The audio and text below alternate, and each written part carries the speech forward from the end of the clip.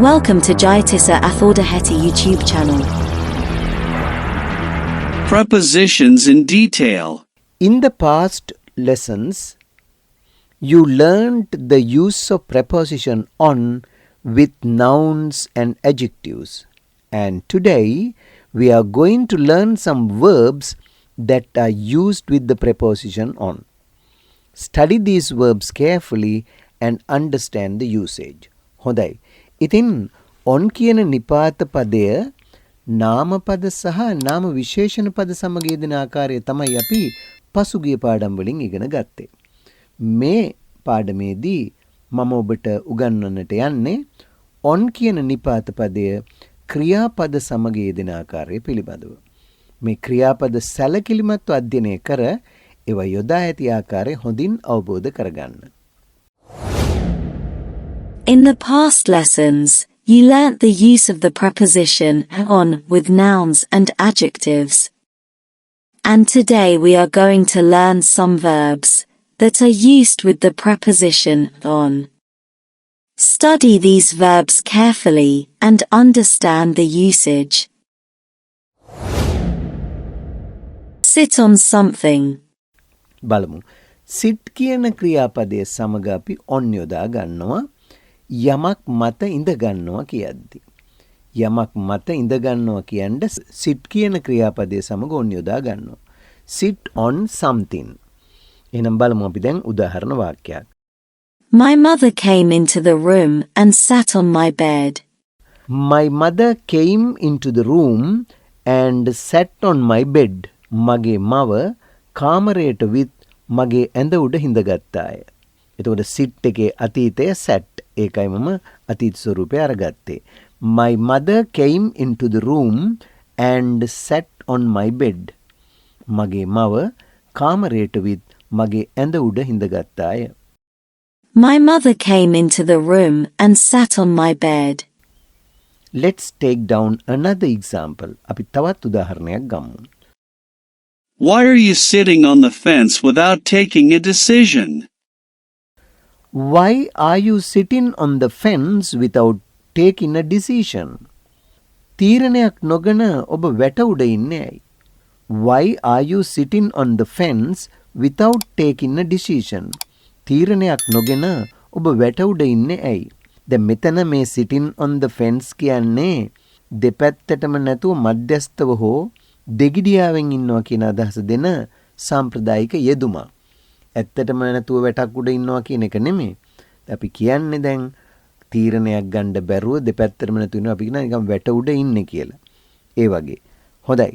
එහෙනම් ඔන්න ඒකත් මතක තියාගන්න. අපි ආයෙත් කියමු වාක්‍යය. Why are you sitting on the fence without taking a decision? Why are you sitting on the fence without taking a decision? තීරණයක් නොගෙන ඔබ වැට උඩ ඉන්නේ ඇයි? හොඳයි මේ බලන්න තවත් එකක්. Agree on something. agree කියන ක්‍රියාපදය. agree කියන්නේ එකඟ වෙනවට agree කියන ක්‍රියාපදයේ සමගත් අපි on කියන නිපාත පදය යොදා ගන්නවා යම් දෙයකට එකඟ වෙනවා කියන්න. යමකට එකඟ වෙනවා කියන්න.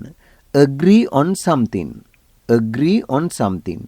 බලමු වාක්‍යයක දාගෙන. I can never agree with you on your decision. I can never agree with you on your decision.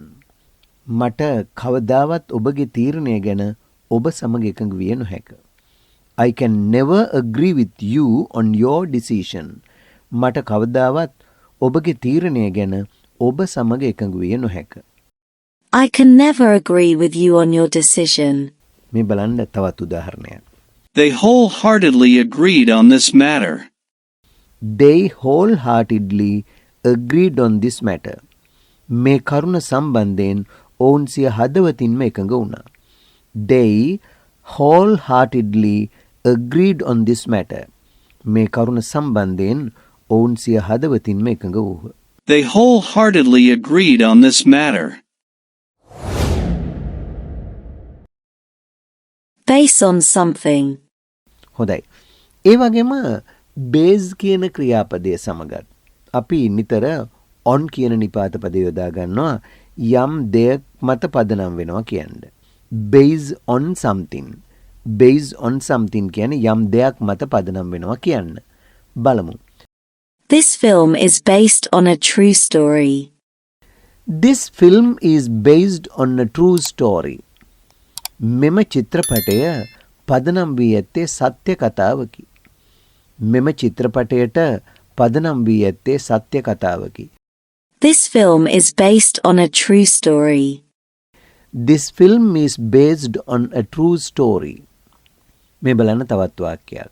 His novel is based on historical facts. His novel is based on historical facts. ඔහුගේ නවකතාවට පදනම් වී ඇත්තේ ඓතිහාසික කරුණුය. His novel is based on historical facts. ඔහුගේ නවකතාවට පදනම් වී ඇත්තේ ඓතිහාසික කරුණුය. His novel is based on historical facts. එතකොට A base කියන ක්‍රියාවත් සමග ඔන්න යොදනවා. ඊළඟ එක බලන්න. Bet on something. bet කියන වචනය. bet bet. bet on. bet කියන ඔට්ටු අල්ලනවට. එතකොට bet on something කියන්නේ යමකට ඔට්ටු අල්ලනවා කියන්න. bet on something යමකට ඔට්ටු අල්ලනවා. බලමු. මේ උදාහරණයෙන් තේරුම් ගන්න වාක්‍යයක යෙදෙන හැටි. Whatever he earns, he bets on horses. Whatever he earns, he bets on horses. ඔහු උපයන හැම දෙයක්ම අශ්වයන්ට ඔට්ටු අල්ලයි.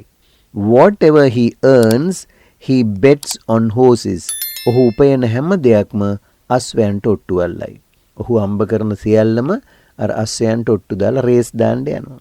ඉතින් bet කියන්නේ ඔට්ටු අල්ලනවා, ඔට්ටු දානවා. bet සමග දෙන්නේ on something. යම් දෙයකට යමකට ඔට්ටු අල්ලනවා කියන්න. Whatever he earns, he bets on horses. හොඳයි ඊළඟ එක ගමු අපි. How much did you bet on that horse? How much did you bet on that horse? ඒ අශ්වයට ඔබ කීයක් ඔට්ටු ඇල්ලුවද? How much did you bet on that horse? ඒ අශ්වයට ඔබ කීයක් ඔට්ටු ඇල්ලුවද? How much did you bet on that horse? Build a house on a land. නට අපි කියනවා ඉඩමක ගයක් හදනවට build a house on a land කියලායි කියන්නේ build on. එහෙනම් බලමු දැන් ඒකත් වාක්‍යයක යොදාගෙන. He built a large house on a plot of land near the town. He built a large house on a plot of land near the town. නගරය අසල ඉඩම් කැබැල්ලක ඔහු විශාල ගයක් තැනීය. He built a large house on a plot of land near the town. නගරය අසල ඉඩම් කැබැල්ලක ඔහු විශාල ගයක් තැනීය. He built a large house on a plot of land near the town. දැන් බලන්න ඊළඟ එක. She built her hopes on him. She built her hopes on him. ඇය ඇගේ බලාපොරොත්තු ගොඩනැගුවේ ඔහු මතය. ඒ කියන්නේ ඔහු ගැන හිතාගෙන තමයි එයා බලාපොරොත්තු ගොඩනගා ගත්තේ. එහෙනම් she built her hopes on him. ඇය ඇගේ බලාපොරොත්තු ගොඩනැගුවේ ඔහු මතය. She built her hopes on him. Call on someone. ඊළඟ එක බලමු. call on. call සමග අපි යොදාගන්න on කියලා call on someone. කෙනෙක් මුණ ගැසීමට යනවා. call on someone කියන්නේ කෙනෙක් මුණ ගැසීමට යනවා. එහෙනම් බලන්න. I called on him at his residence. I called on him at his residence. මම ඔහුගේ නිවහනේදී ඔහුව මුණ ගැසුනෙමි. I called on him at his residence. මම ඔහුගේ නිවහනේදී ඔහුව මුණ ගැසුනෙමි. I called on him at his residence. I'll call on you in the course of next week. I'll call on you in the course of next week. ලබන සතියේ දිනක මම ඔබව මුණ ගැසීමට එන්නම්. I'll call on you in the course of next week. ලබන සතියේ දිනක මම ඔබ හමු වීමට එන්නම්. එතකොට I'll call on you in the course of next week කියන්නේ ලබන සතියේ දවසක කියන එකයි. I'll call on you in the course of next week. හොඳයි.